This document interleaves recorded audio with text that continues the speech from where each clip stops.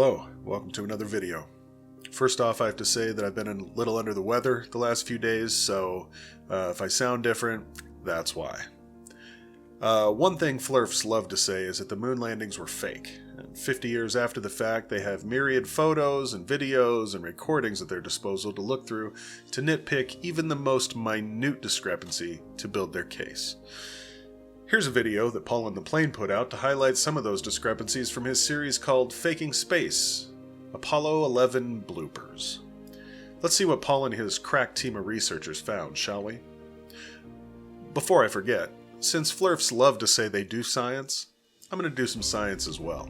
Here's my hypothesis. Paul knows that his Flerf viewers aren't going to do any research to see if he's telling the truth or not. Therefore, he'll probably leave out things that don't substantiate his claim that the landing was fake. Also, I think Paul is a liar. So let's see if my experiment, which is basically watching his video, supports my hypothesis. Like all of the moon missions, Apollo 11 had its share of inconsistencies, mistakes, and lack of continuity. But only if you look deeply into the images, videos, and information NASA provided to the public. Hi there, this is Paul on the Plane, and I want to welcome you to Season 3, Episode 2 of Faking Space, Apollo 11 Bloopers. Thanks to NASA moon landing researcher Scott Henderson and his more than 10,000 hours of investigation into the moon landings, this episode of Faking Space will highlight for you 5 of those blunders, starring the dynamic duo of Neil and Buzz in Apollo 11. As Neil descends the ladder to step onto the moon, the grandest achievement in all of mankind's history, mere moments away, Buzz is filming from the LEM window. And, gol darn it, the lighting is just horrid. No worries, mate, just add more light, so we can all see Neil even better.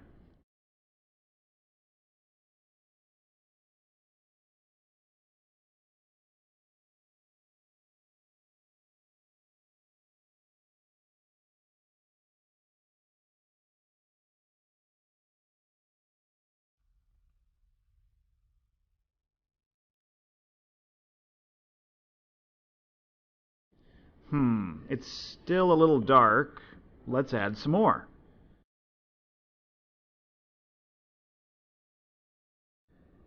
Never mind, Neil is completely in the shadow of the LEM, and we're told the sun provided the only light during the moon missions. But clearly you can see Neil is being lit up from a second, maybe even a third source of light. Even those of you who are thinking Buzz was had the ability to open the aperture of the camera, well, how would he know that without Houston telling him? Neil is talking to Houston at this time, and we're all waiting for Neil to utter those famous words.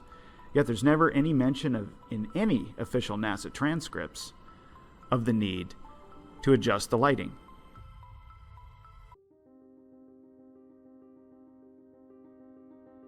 Uh-oh. You know, Paul, your buddy who did the 10,000 hours of research on this stuff, you should probably start paying him and you might get better results, because I spent about 2 hours researching this entire video. Here's what I found. Here's what anybody can find. You just look up Apollo 11 radio transcript and then search on YouTube for Apollo 11 radio broadcast. You can listen to the entire thing. Let's take a listen to it, shall we? Oh yeah, I'll put the link to the transcript and to the YouTube video along with the timestamp down in the description below so that it won't take you 10,000 hours to find it. Circuit breakers in. Base 5 clear. Roger. And we're getting a picture on the TV. TV. You got a good picture, huh? There's a great deal of contrast in it, and currently it's upside down on our monitor, but we can make out a fair amount of detail.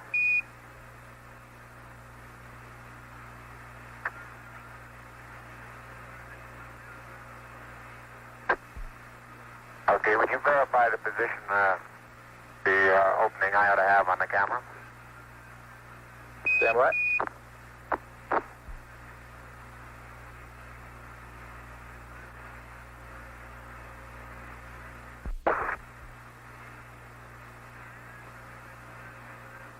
Okay, Neil, we can see you coming down the ladder now.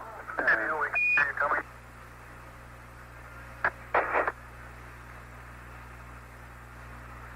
Okay, I just checked getting back up to that first step. It hasn't collapsed too far, but it's adequate to get back up. Roger, we copy. It's a pretty good little jump.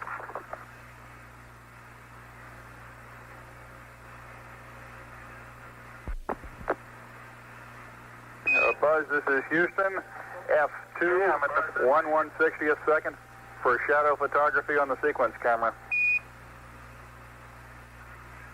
Okay. I'm at the foot of the ladder. The limb footbeds are only depressed in the surface about 1 or 2 inches, although the surface appears to be very.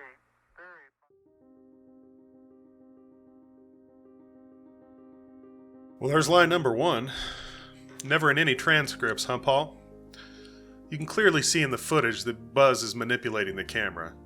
That's when he gets confirmation of what the settings should be, and then he changes them one by one, which would account for the 2 times the exposure changes and gets brighter. You know, throughout the mission, they talk about the cameras a lot. They know how big of a deal this is, and Buzz was clearly just doing his job documenting the first time in history that a human being stepped foot on another body in space. Good job, Buzz. Bad job, Paul.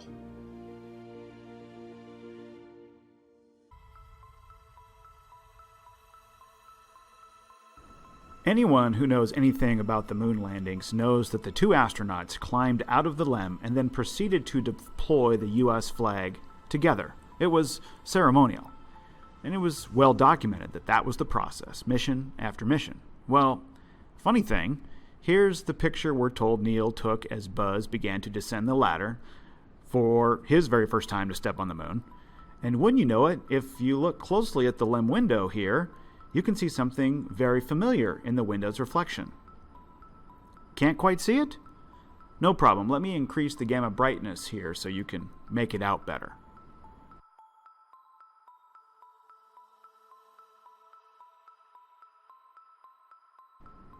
And these 2 images clearly show that the flag has been deployed. However, Buzz has not come down the ladder at this point, and the video shows that both astronauts placed the flag together.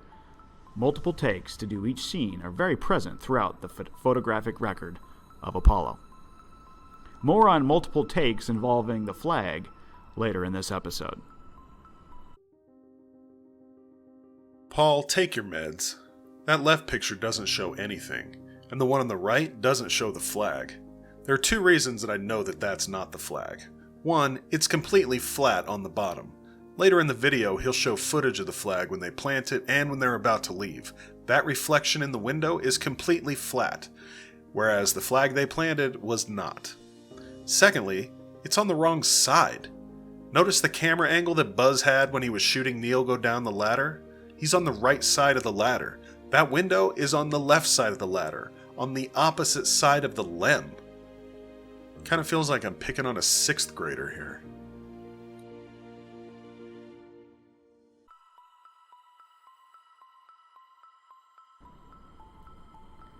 Back to Buzz. Here's a shot Neil took of him as he continued to descend the ladder.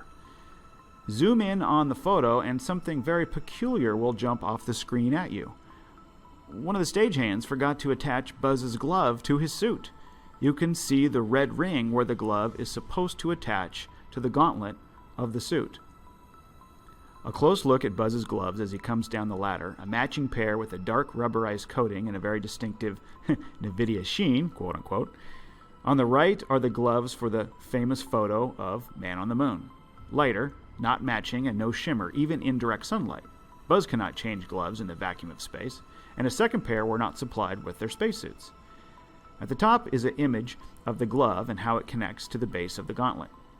However, as Buzz comes down the ladder, the red ring is visible that connects the glove and the suit. The gloves are clearly not connected to the suit, perhaps to help keep them cool during the simulated filming. Here are a couple of additional photos to show you how high up the glove attaches to the suit. I bet Buzz's arm sure got cold there in the freezing vacuum of space.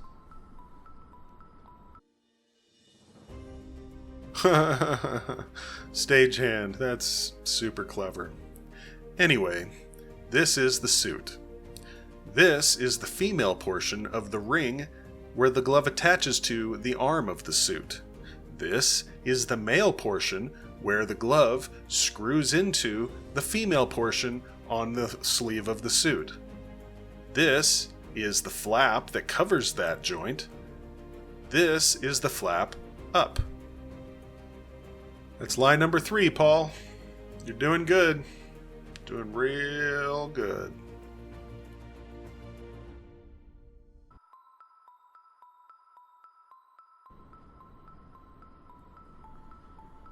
Apollo 11 showing assorted items, rocks, and car parts under the LEM.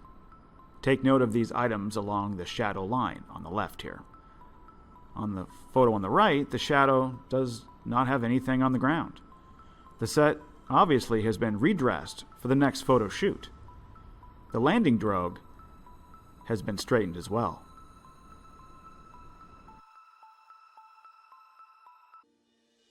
Man, you are super funny. Car parts? Come on. I'll bet Owen Benjamin's writing your jokes for you, isn't he? Anyway, you can tell that the shadow is going down into the crater created by the exhaust nozzle on the LEM as it landed. Okay? That's why you can't see the shadow on the right picture. Okay? Also, they didn't move it. Look at the angle of the left image, and then look at the angle on the right image. It's just leaning away from you, Paul. Line number 4. Doing good.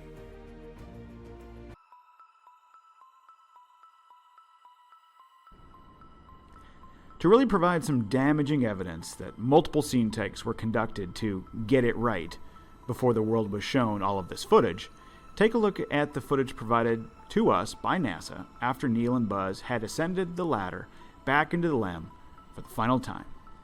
Notice first, real quickly, the date here on the color plate, July 11, 1969. You NASA fans surely know the official dates of the Apollo 11 mission, right?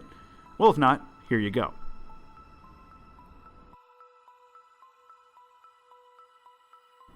Okay, as this version of Neil and Buzz shows, they left the flag pointing almost straight at the sun and then climbed into the LEM, launched from the surface, never to touch the moon again. But in this video, there's a different version of the same events. I want to point out a few things. First, check out the double shadow from the LEM, indicating multiple light sources. Strike 1. And then as the camera pans to the right to reveal the flag, take a note of which direction the flag now is pointing. Strike 2. Now the camera will pan back to the left and you'll see the double shadow again, but then they cut the video and start again, and this time the double shadow has been eliminated. Strike 3.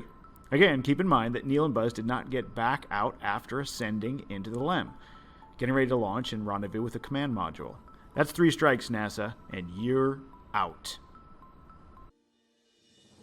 Ooh, this is a good one. We get 2 lives with 1 clip. How exciting.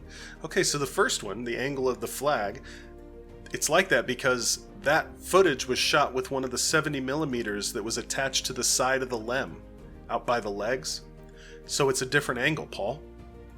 The second lie about dual light sources.